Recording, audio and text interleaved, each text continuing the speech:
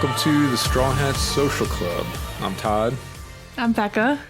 And I still don't have an intro for this. That's okay, we'll get there. Yeah.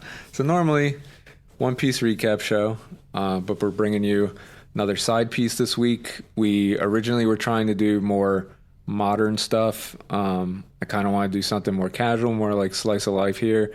But I realized when I was looking at lists of releases and stuff, I don't recognize any of this stuff. It's hard to find, things that are recommended as far as like what's currently coming out. And I think we talked before that like most of the stuff nowadays seems to be series more than movies, and it doesn't really fit here. And we just got to a point where I was like, I guess we could cover, this or this, but we have no attachment to it or anything. And I don't know, I prefer us watching stuff we have some attachment to. Like at least with Jujutsu Kaisen, I'm a fan of the series, even though I haven't watched any of it from the manga.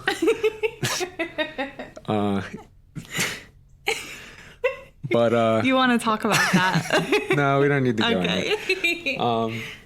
Yeah, so we just figured we're better off just sticking to stuff we're used to. I guess we don't need to get in that. No, I mean, it's not that we don't want to dive into the new stuff. I just feel like I want to have some like personal interest or like I'm still catching up on old mangas. Like I just started Jujutsu Kaisen after watching Jujutsu Kaisen 0.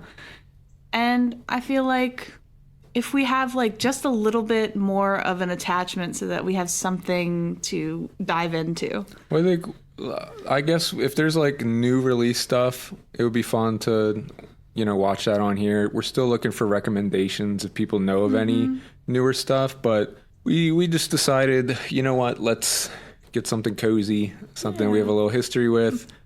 Still more like slice of life, But yeah, I mean, we're doing Kiki's Delivery Service. Yes. This was released in Japan in '89. I didn't realize it was that long ago.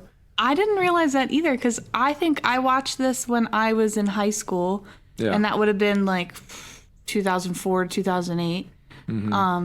I was probably closer to 2004. I was probably 14, and I loved it. I think it came on the Disney Channel like one night on Halloween. Yeah, and I loved watching this movie again. It brought back a lot for me. Yeah, we should talk about that a little bit. I'll say, so it came out in Japan in '89, came out in the United States in 1990. There was a period, I'm sure that there are people listening who are familiar, but I don't know the age range of these people. I keep feeling like I'm this old crypt keeper talking about back in the day, but I can remember when Disney got the rights to all this Studio Ghibli stuff and they started doing their own dubs. I did see like some of the history of this. There were other dubs that were done, and Disney, when they bought the rights, they like went back and kind of redubbed a lot of stuff.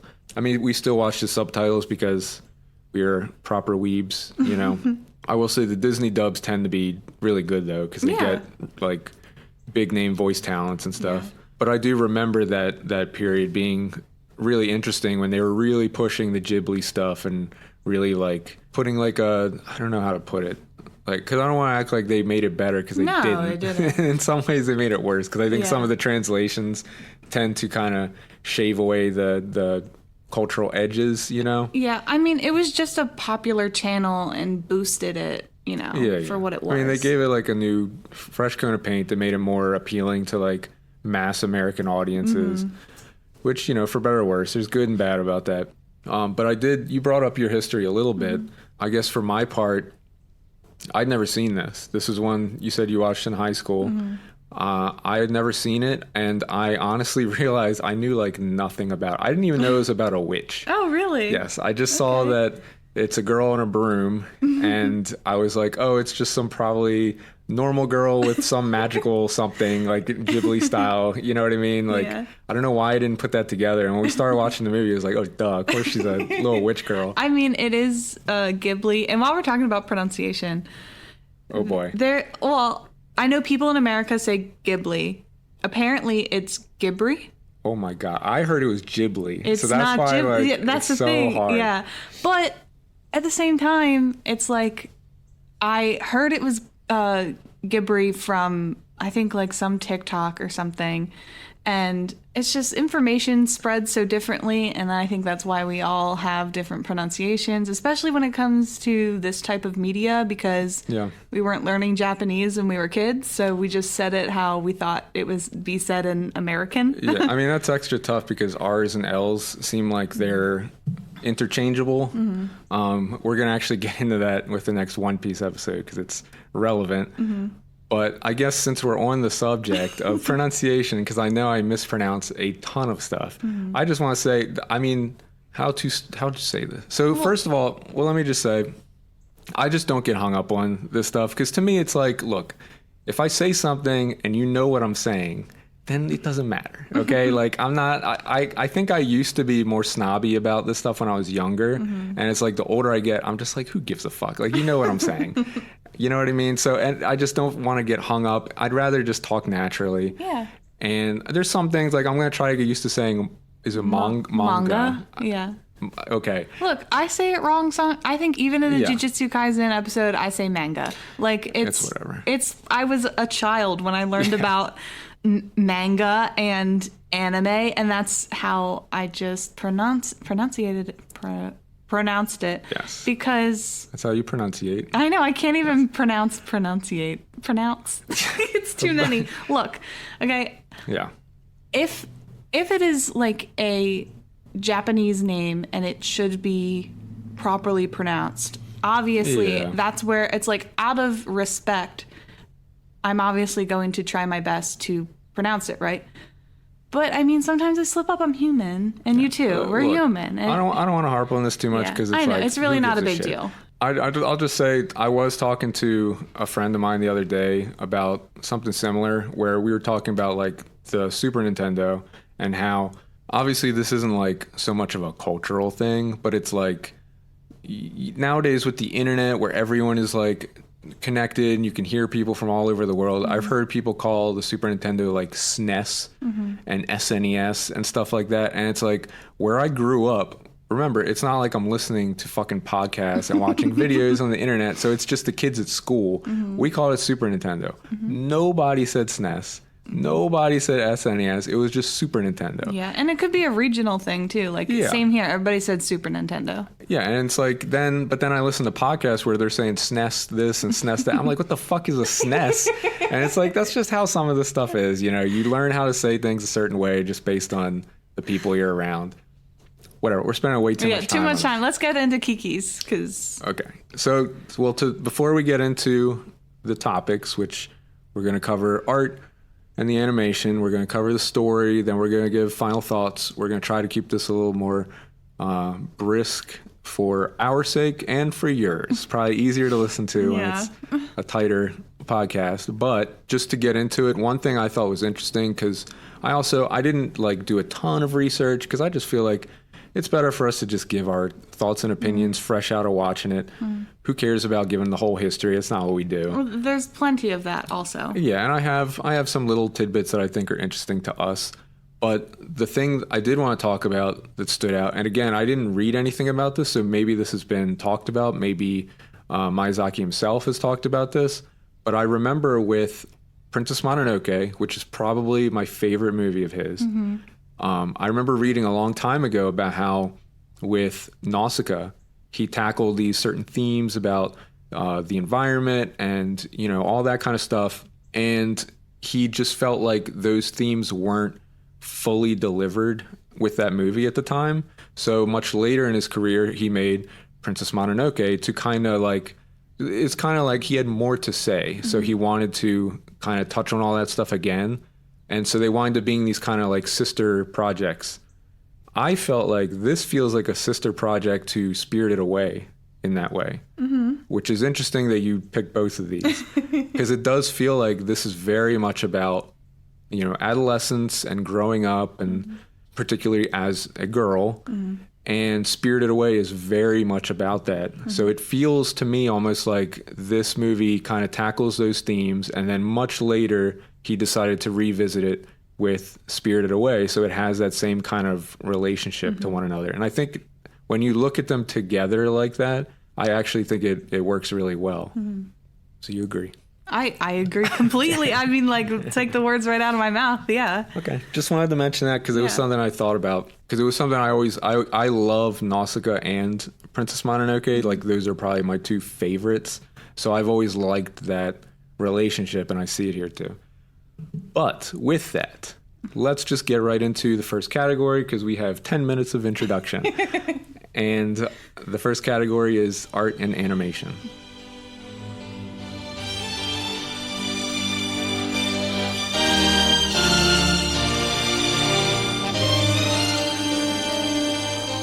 So I'll just say to start, before I hand it over to you a little bit, one thing that really stood out, you can understand why Disney took such an interest in these movies, because it really does feel like, I'm just going to say Ghibli, who gives a fuck? It really feels like Ghibli is like the Japanese Disney. And it's like very reductionist to look at it that way, but when you look at the style of storytelling, the focus on animation, because like the environments are so packed with detail and there's so much focus on the animation. Like there's so much animation, because there was a certain point where I was just, for some reason, I got fixated on that and was paying attention. And it's like you've these long scenes of characters just talking to each other and being cute and everything, but there's so much movement and it feels like so dynamic. It's not just like talking heads back and forth.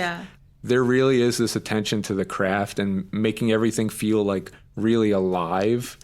I feel like that is very reflective of especially old Disney stuff like Sword in the Stone and stuff like that, that has that similar kind of animation style where it's like very active and full of animation.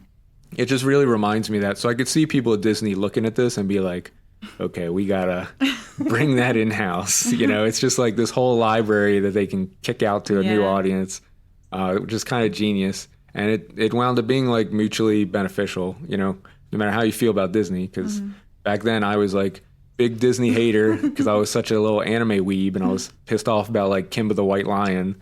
But it's, you know, it's smart. It makes sense. So I don't know, what were your like initial thoughts about the art and animation watching it again? Well, I think, when I first watched this, it was on a little tiny TV in my room. So I couldn't really appreciate all of the like hand-painted backgrounds and everything like I do now. I'm always so impressed with a Ghibli landscape. Like that's like their signature thing. And yeah, it's just like a beautiful painting. And it's so like, I just love looking at the different brush strokes and the grass and the flowers, and the lighting is always so magical, and this was like really nostalgic for me. It like took me back into my room when I was a kid watching it. So it was really cool to watch this again. And especially being able to watch the whole thing, because I can remember being extremely distracted watching this. As we all were. Yeah. And it had commercials in between. So I get distracted in between the commercials, probably was drawing or something. Yeah. I don't know if people who are younger understand, like it was a very different viewing experience a lot of times, because you would just tune in and catch like the second half of the movie with commercials and stuff. It's not like you just queue up your stream, you know? Yeah. And like I remember it, I know we're talking about the art, but just to dip right back into when I first watched this, I remember this being like right around when they're like playing Halloween Town and stuff like that, and I didn't like those movies. So like it was like a treat for me when something like this came on. But that's cool. Back into the art, this, like any other Ghibli movie, it's like timeless. The way that the animation is done, and I think that's all by design from Miyazaki. It's like he can see into the future or something. Yeah. It did blow me away that this was 1989, because I mean it holds up incredibly well. Yeah, I mean that's the thing about the style, and I can say the same thing about early Disney movies. There is something kind of timeless to it, because it just, we're saying this now because I was listening to something the other day, I think you were there too, about how there's such a push toward 3D animation, especially when you look at like Disney and stuff, because that's just what is making the neurons fire off in children's brains nowadays. But I still think that this old stuff, it's just, there's so much care and so much attention to detail that it still holds up and is timeless. I mean, they're doing it by hand, so there's so much care to every little detail. Yeah, I will say the animation of Gigi, the little cat, just it captures my heart every time. Like the way they capture like a clumsy cat's movement is just so precious. Yeah, they're really good at that too because he has so much personality, even though he's just like this black void with eyes, but they can perfectly, capture whatever emotion they're trying to portray with that. And also, Gigi's little girlfriend too. Like they have like the different characteristics of cats instead of just this is a cat and this is another cat in a different color. Yeah. I also just like that as much as we talk about the environments being so detailed and cozy and all the attention to detail, something they're very good at is having these like very simple character designs that still are like so bold and say so much about the character's personality. I mean, this is like animation 101, but it is something with newer animation where everything is getting so clean and you wind up with a lot of stuff just looking very samey.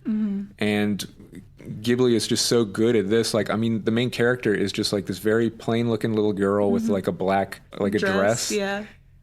But her distinguishing thing is she has this giant red ribbon on her head, and it just works. Like it's this very easily recognizable character design that just carries through the movie so well. Yeah, and then the character design for the little artists they run into in the woods and they like become friends. She has this huge straw hat and like a red tank top and little jean shorts, which looks like a Luffy cosplay, but it's so cute. Like everything is just so, like you said, like simple, but it's like defined to the character.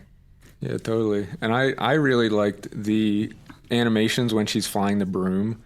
I like how it's like, very easy to just make her like float through the air, but instead it's like she's zooming everywhere. Like you're getting all these crazy angles, like struggling to control it. It was like, it's such a small detail that makes that part of the movie just to have so much personality and so much fun to watch. Yeah, to tag on to that, I love how they capture the movement of her being so clumsy in the air. Yeah. Like it's just so, I wish I could animate. It's something I need to work on, but Ghibli animation is just so inspiring. Yeah, and it adds to her personality and her characterization too, which we'll get to when we talk about the story. I got a couple more things I wanted to hit on. One is that I did see that they went to Sweden in order to research the like fictional town, which is called Korko. And I thought that was interesting because we were noticing, like, it does have this distinct feel to it. When you find out that it was inspired by, like, Swedish cities, I think it makes sense. Yeah, it makes sense. It really fits. But I thought that was cool. I think that it was also inspired by, like, German buildings and stuff. And you can feel all of that. Like, the town really does feel, like, so alive and vibrant. And it winds up having this very unique personality to it. But you can really see the inspiration there from those kind of towns. And I feel like anything Studio Ghibli, like that's probably where it takes place is like Sweden. Yeah. If it's outside Japan, that just seems like the perfect setting. Yeah, I mean, from what I have perceived of Sweden, online, is it just looks like lush and beautiful and, really cool architecture. Totally. Yeah. The other thing I did see that I thought was interesting is, late in the movie, we see that big painting that Ursula was working on, and it's like very striking, like very cool looking.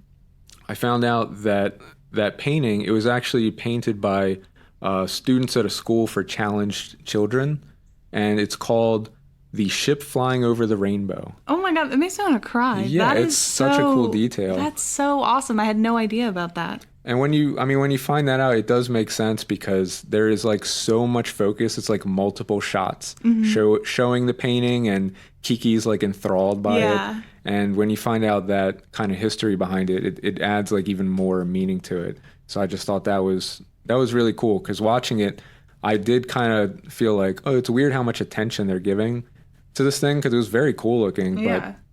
But knowing that there is a history there, I thought was really cool. Yeah, that's awesome. So was there anything else you wanted to talk about with the art and animation? Not really. I mean, it's Ghibli. It's beautiful. Yeah, you kind of know what you're getting. Yeah. Yeah. So we can just we can go right into the story. Okay.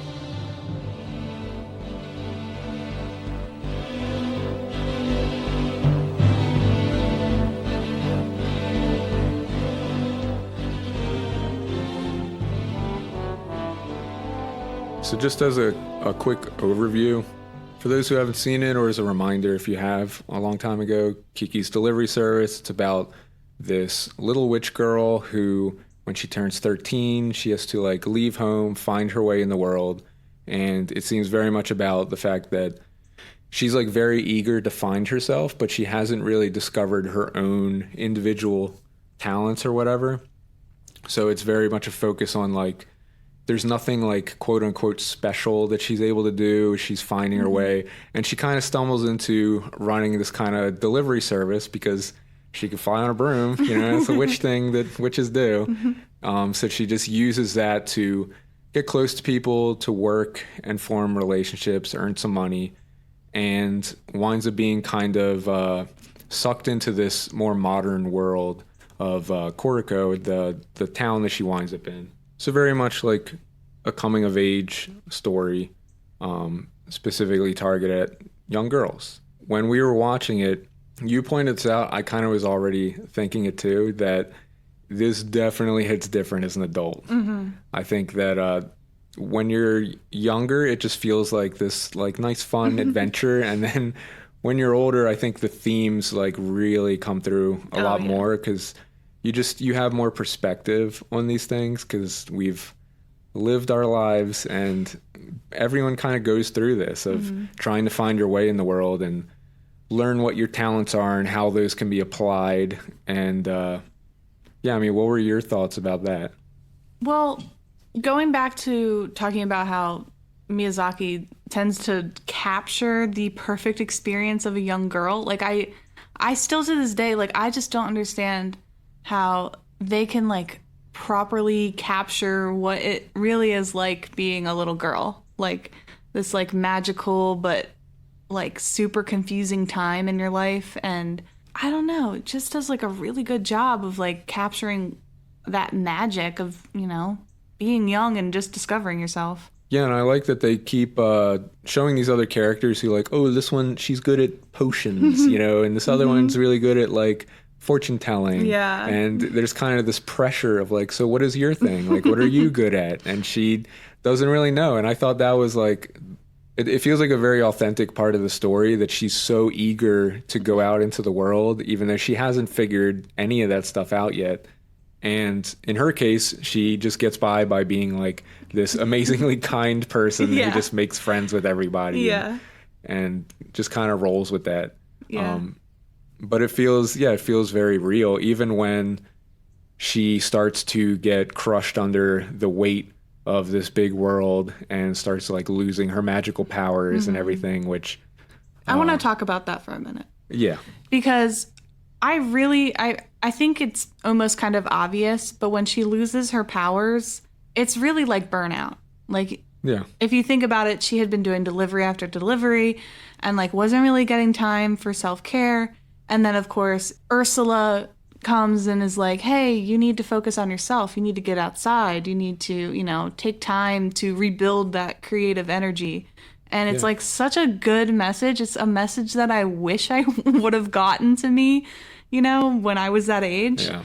But with living in like a capitalistic society, you have to like keep going, keep creating, keep making money, but not really realizing it is so important to just have experiences and to, I don't know, revel in self-care. And it's so important for creativity. There is a very like dark read on this movie. It's very anti-capitalist, but it feels very authentic. I mean, in the beginning, I want to point out really quick that one of the notes that I wrote down is, as we modernize society, women lost their powers. Which feels like a little too real. I don't know if he was really thinking about that at the time, but it's like, true, dude, true. Yeah. But it is interesting that I love in the beginning how witches are just treated as like normal people. Yes. You know what I mean? Like she'll be flying around. There's like dudes fishing on a boat who are just like waving at her. You know, it's like all very normal. Yes. And it's like, damn, I wish we could just have like witches chilling out in society. I wish that was the world we lived in. But I did see that this apparently takes place in this like fictional 1950s where World War One and World War Two never happened. And it's kind of like, yeah, I guess if we didn't have world wars, we would have like magic and things would be like very nice and peaceful, because there are no like antagonists. Like, Yeah. the antagonist of the movie is the world. You know, it's the weight of like modernization. Yeah. You know, the only like evil character is like the cop, of course, who is just like, what the fuck? You can't be flying without a license or whatever, you know? And that, Which I will say, like, I could understand. It's probably dangerous to fly in the okay. air. There should be a little bit of regulation, maybe. But I mean, like, yeah. yeah. But it is funny that when he popped up, I was totally expecting like, oh, he's going to come up later and he's going to be this big bad guy who's like getting in her way. And it's like, no, like the movie is just not about that. No, that's not this kind of movie. Yeah. I guess there is also though that one like teenage girl who's like really shitty. She was shitty, but I feel like she was being more showy, because she did at the end of their conversation was like, you know, like good luck or whatever, you know, like she was nice. Sure. But that does also like just peer into the shadows of catty girl like world, you know, when you're that age, when you're a young teenager, and it's like you got to be better than the other girl or something.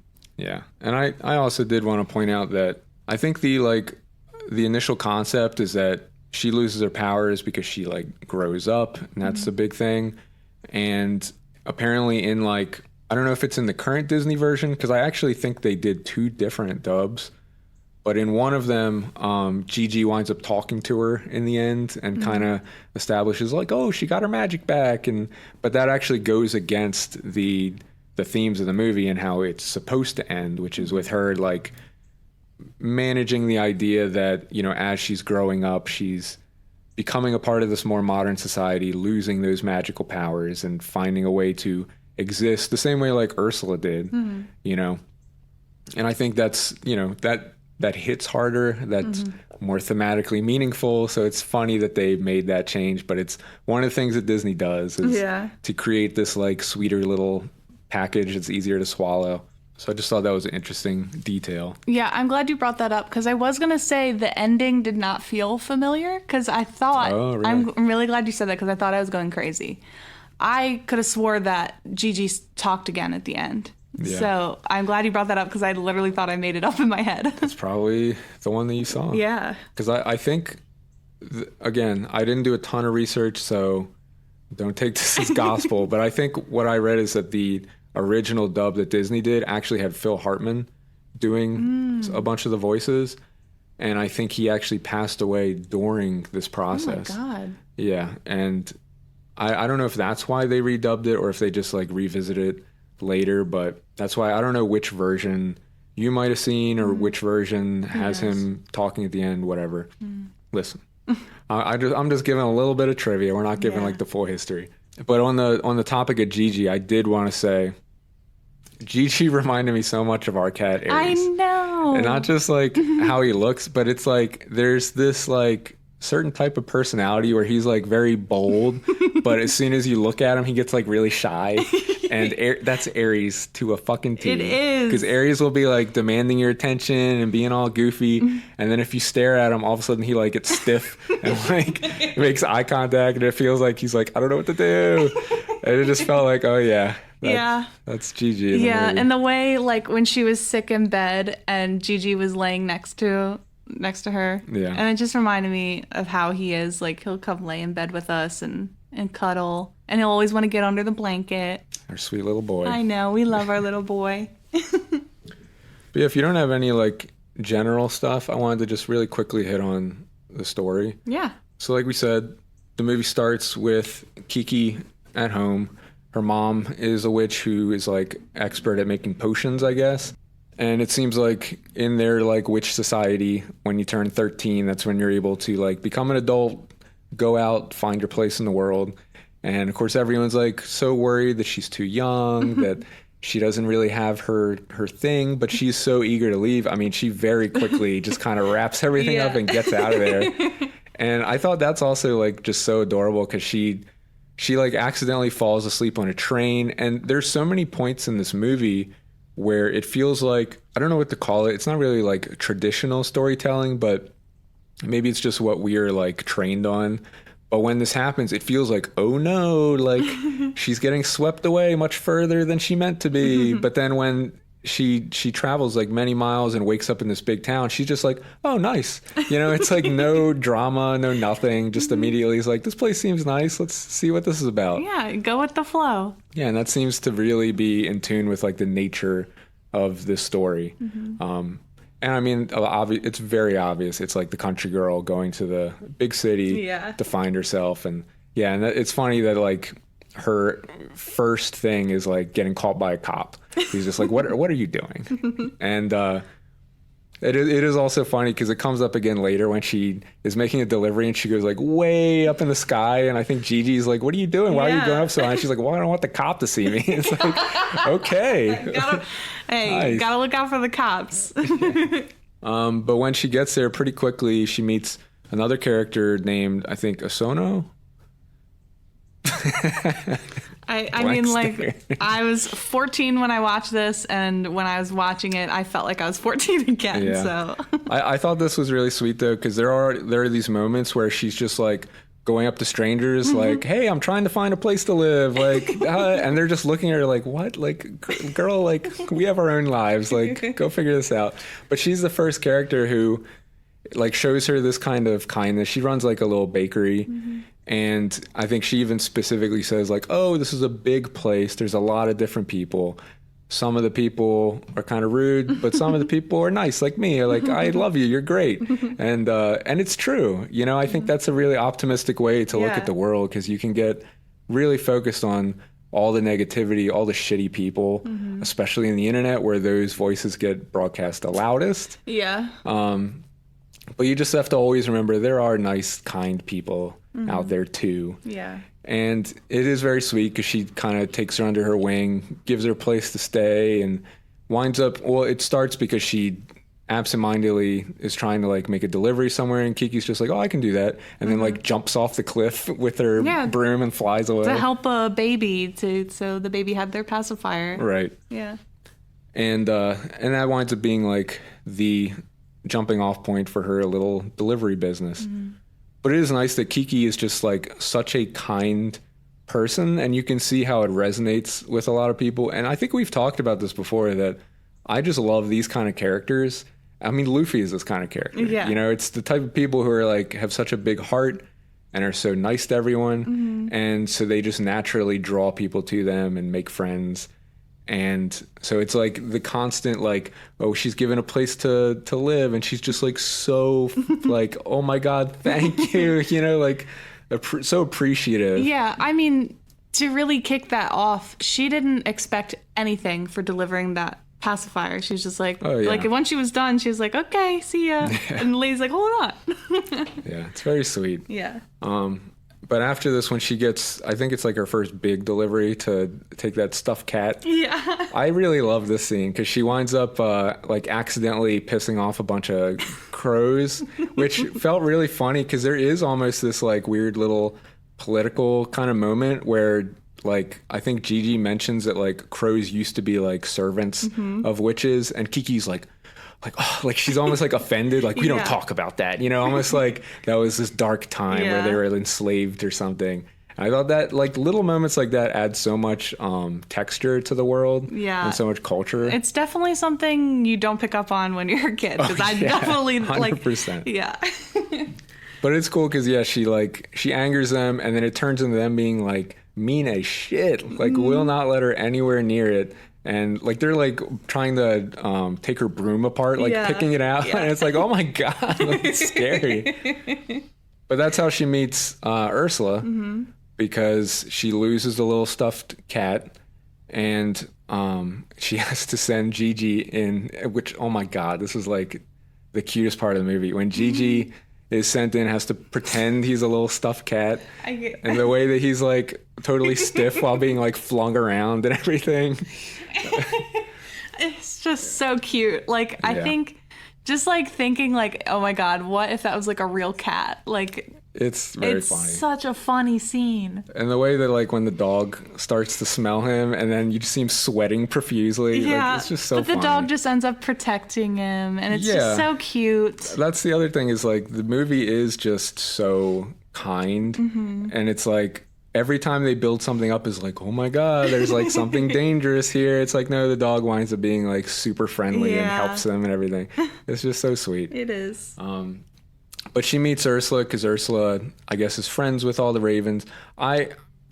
I think maybe I like missed some detail. Is it implied that she used to be a witch and she like also lost her powers? I am not sure, to be honest. I don't know. That was kind of I would like my to look read. that up. Yeah, I think that was kind of my read because it seemed like she still had some connection to the ravens. She was like drawing them and stuff. Yeah, she obviously is. It could be that she's very good at talking with animals or something because when she's sketching on the roof, she's like, hey, stand still. Yeah. Like, I thought that was so cool. Yeah, it made it feel like she had some kind of magical energy, but maybe she went through what Kiki went through and like lost her powers as she grew up. She becomes like this mentor because it just feels like she understands what Kiki's going through and everything, and winds up playing a bigger part later on when she starts like discovering herself. But then the next delivery, I think, is when she starts to see like the crueler side of the world, and it does feel like really sad. It's great storytelling because it still keeps this like upbeat, like sweet vibe to the story, but it feels like it is still injecting this like harsher reality. It's when she meets that old lady who's like so kind, and she's trying to bake this like pie for her granddaughter's birthday, I think. Yeah. And so Kiki like goes way above and beyond to help her, like delivers it in the rain. And then when she hands it over to this girl, she's just like, ugh, like I'm so sick of these gross pies that my grandmother keeps making me. And I was like, damn, like that's so awful. That's so mean. Yeah, and you can see Kiki's like not happy about that. And I think that's like the beginning of the turning point when she starts like losing her powers and getting like her personality changes a lot. Did you have your little phase? It was like her goth witch phase. I mean, look, you could talk to my mom all about that. Yeah. But that's when like she stops being as like sweet and kind and innocent, and I guess is starting to see the realities of the world in a way. Like I said, it's like it's still a very nice way of portraying it because it's not like something horrible happens to her. It's just like this little girl who's mean to her grandmother, and that's like that brush with reality. But there's the character Tombo, who's the little boy who's like the very persistent little boy. Well, it feels right because you can see, especially since he winds up being like so into aeronautical stuff that it's like, this witch girl who can fly. You can see why he would just be like awestruck. Yeah, by that. And Miyazaki like loves planes, so That of checks course, out. so of course this would be injected into the story as well, especially with witches. Like I think that's such a cool relationship. Is like this boy who's obsessed with like aerospace and like flying, and then he's like, oh my gosh, you can fly. That is like the coolest thing ever. Yeah, even though it starts to feel like the Zeppelin and all this technological stuff, it feels like men looking at like the magic of women and being like, how can we do this? Let's do it better. Let's do it bigger. You know what I mean? And it winds up being a fucking disaster. Hey, that's all I could think about when I was watching. I don't know how much of that is in the text, but it just came through. Patriarchy crashing and burning like that Zeppelin. But yeah, so Kiki like winds up accompanying him to go see it, and you see that he's trying to build his own flying machine, which also just felt like he was kind of showing off like all the work while Kiki's like, I just need a fucking broom, dude. Like, you know what I mean? Yeah. Then it's like, this is when Kiki's like losing her powers, and she winds up going to Ursula for help. And this is when, you went into this a bit in the beginning, how Ursula was kind of teaching her about self-care and discovering herself. And, it's all that stuff that's a part of growing up. It's also when we get that amazing painting that Ursula was working on. After this, when the Zeppelin has its like maiden voyage, of course things go wrong. It has a lot of similarities to the Hindenburg disaster. There's even a point where like a radio announcer says like, "Oh, the humanity." It's like very on the nose. But Kiki has to like get like some little last burst of magical energy so she can go and like save the day. And it's like this big, nice, heroic moment. It is very funny that she just grabs like a janitor broom and like can't control it and is like getting mad at it and stuff. Yeah, Those details are great. And the janitor is like, that's my room. Yeah. Like, it's so cute.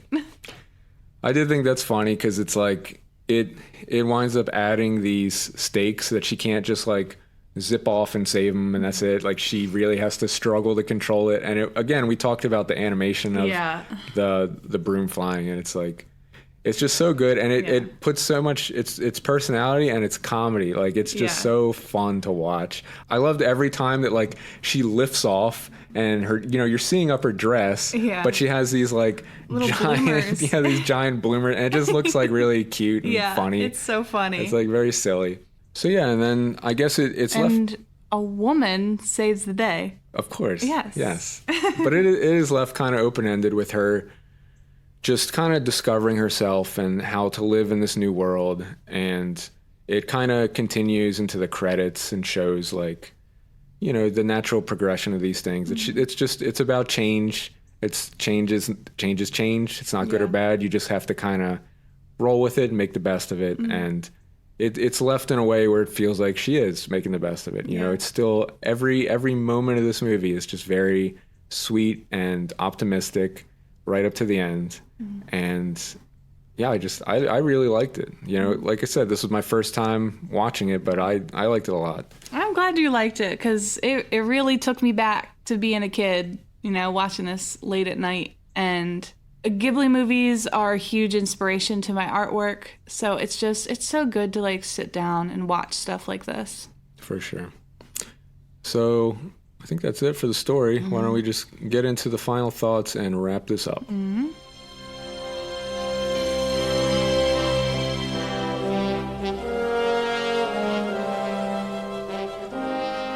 So, I already said it.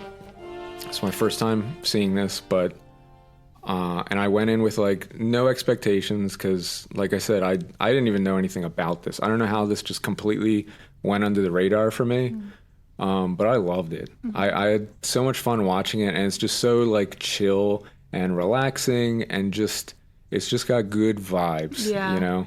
It's like very warm, very cozy. I feel like warm and cozy is like, those are the taglines of Side Piece. Yes. Well, at least with your choices, I think. Mine, it's blood and titties. Yeah, my tagline is blood and titties, but it just, it worked. It's still really effective, and I still really enjoyed it in the year 2023. You mentioned that it definitely hits different as an adult. Like, were there any other like lasting thoughts that kind of changed watching it now?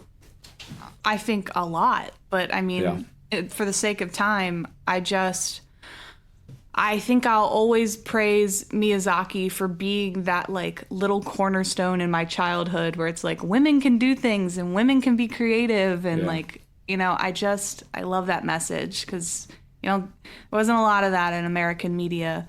There's some of it superficial, but this one, it makes me glad that I did get to watch this as a kid. I wish that I would have absorbed some of the undertones more.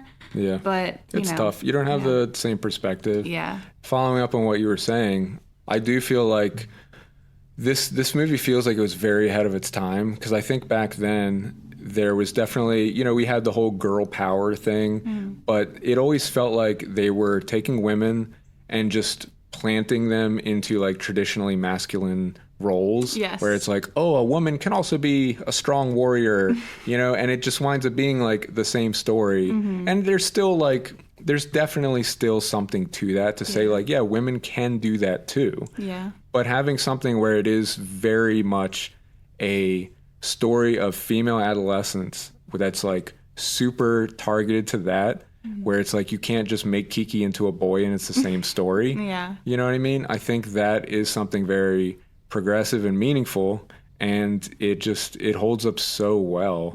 It came out in 89. Like, that's crazy. Yeah. So I definitely feel like this is a timeless movie that I don't know, if you haven't seen it, if you've like overlooked it like I have, because there's a pretty big library of Ghibli movies, definitely check it out, because it was a good time.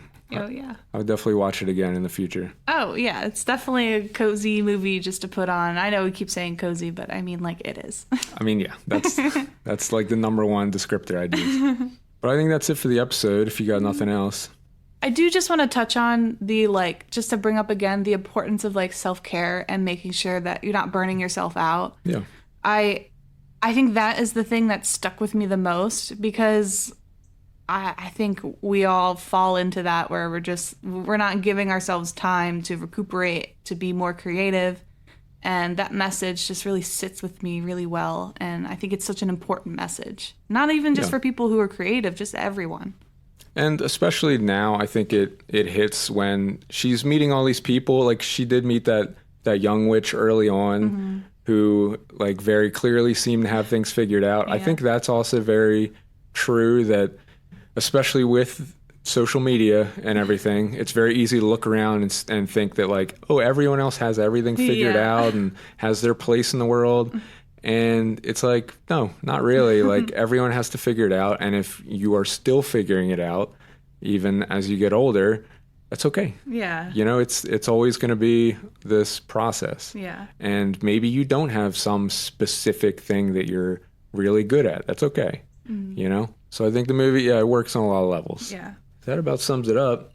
We're going to go back into One Piece next week, starting the Arabasta saga, aka the Alabasta saga, which we will talk about at some point. But when we get back to Side Piece, I think we're going to continue just going through older stuff that we have more connections to. I still have plenty of stuff with plenty of blood and titties that we can watch and talk about. So look forward to that. But for now, why don't you plug the socials? Oh, follow us everywhere at Straw Hat Social Club. You can find us Tumblr, Threads, YouTube. Tumblr's popping. Tumblr is popping a little bit. I told you Tumblr was freaking cool. The people over there are very nice. Yes, they are. They're very nice. But yeah, other than that, if you have something that you want to recommend that's newer, we would really appreciate that, but also older. I mean, I've said in the earlier podcasts, like, I really want to, what was your experience like with anime? What was that like for you growing up? Where were you when you grew up? What was it like with your friends or people around you? I don't know. I'm just curious about those things. What's your anime origin story? Yeah. Anyway, that's it there. Yep. So we love every single one of you that's listening. Yes. We saw we got a little jump in new listeners, so thank you. Yes. Yeah. So just check us out next week. And for now, this has been Straw Hat Social Club. I'm Todd. I'm Becca. And we will see you next time.